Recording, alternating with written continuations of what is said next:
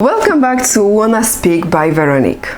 Present perfect. Is it in the past or is it in presence? Today I'm gonna answer to that question and I'm gonna tell you when do we use present perfect, how do we form it, some helpful words that we connect with present perfect.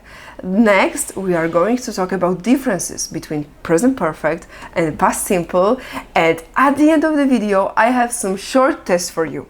So let's start with usage of present perfect. As I already said, it's connected, past and present, but how and why?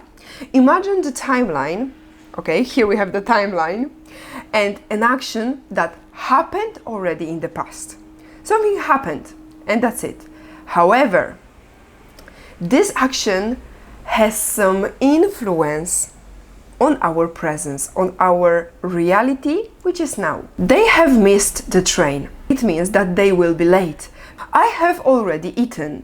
It means that I ate and right now I'm not hungry. So actions that happened and still have factor on presence. So we put our focus on the result, on what, not when. I have broken my leg. It means that it's still broken, unfortunately. Very significant usage, experience. We use present perfect when we talk about our experiences, what we have experienced or what we have never experienced in life. For example, I've been to India once. I've never jumped on bungee. It's not on my experience list. I've done something 3 times before. We also use present perfect to talk about kind of recent actions, actions that are still ongoing, unfinished time words. For example, this week, this month, today. What have you done today? It means that most probably this question is asked in the evening.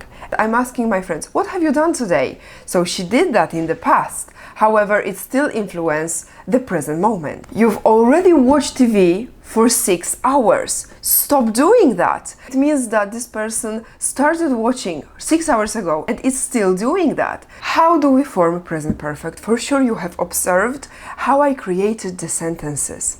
So right now let's clarify it. Before I provide you with structure, let me tell you that the word order in English is absolutely essential. We have to follow the rule subject, verb, object. Subject is a person in the sentence, verb is an action, and object is the rest of the sentence. How do we build affirmative sentences?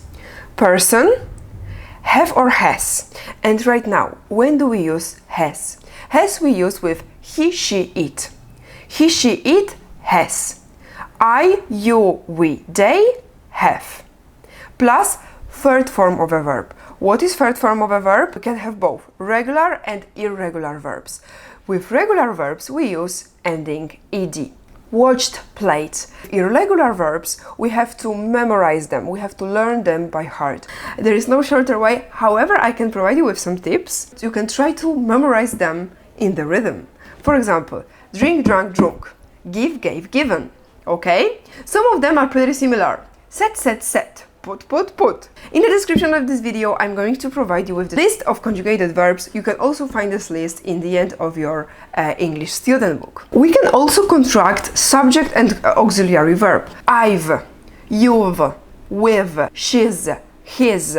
And right now remember, when you talk with your friends and your family, you can contract them millions of times. But in academic writing, in some exams, English certificates, please do not contract. In formal language, we do not contract verbs. Negations, very simple. We just add not. Have, not. Has, not. So contracted forms, haven't, hasn't, okay? I haven't done that. She hasn't done that. Right now, questions. In English, we form questions by doing inversion. What is inversion? Inversion is just switching. You have done something. So I do switch of the first 2 parts of the sentence. Have you done something? She has done something. Has she done something? Alright? While we want to put VH question, for example, when, where, what, how many, how much, how long, we put it at the beginning of the sentence. Where have you gone this morning? Okay? Words which help. For My sister has lived in Morocco for 15 years. So for, we used to talk about periods of time. She has lived there for 15 years, a long time. She has done something for 1 week, okay? Next, since. I've lived in Germany since April. Since we use when we talk about point in time. Imagine that here you have the whole year and April is a point in time. Since 1999. Since I was born. With present perfect we also use already and just, and we use this word to show the recent time of an action. I've already eaten. I have just eaten. It means that I'm not hungry, because the action was recent. Yet we use with negations. I haven't eaten yet.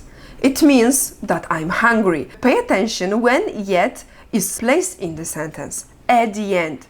So already and just at the beginning of the sentence and yet at the very end. The most essential point of this video is the difference between present perfect and past simple. So when the action is unfinished, I use present perfect because I put my focus on what, not when.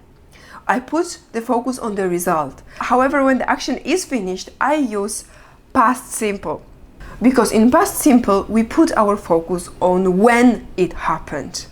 For example, my sister was born in 1999. We know already when she was born. I studied for 3 years. It means that I graduated, so it's finished action. When I'm going to say I have studied for 3 years, it means that I am still studying. So this word have in reality changes a lot. So right now I have test for you. Let me provide you with 2 examples. My mom, something, Spain 2 times. My mom, something, Spain in 2019. To both sentences, please use verb visit. And I'm going to give you 1 minute to think. We put present perfect to the first example. My mom has visited Spain 2 times because it's her experience. She has done that 2 times. We don't know when. My mom visited Spain in 2019. We do not have any result. It's just finished. Past simple. That would be it for today's grammar video. You are very welcome to my Instagram, wannaspeakbyveroniq. Thank you for being here with me until the end. So, see you in the next one.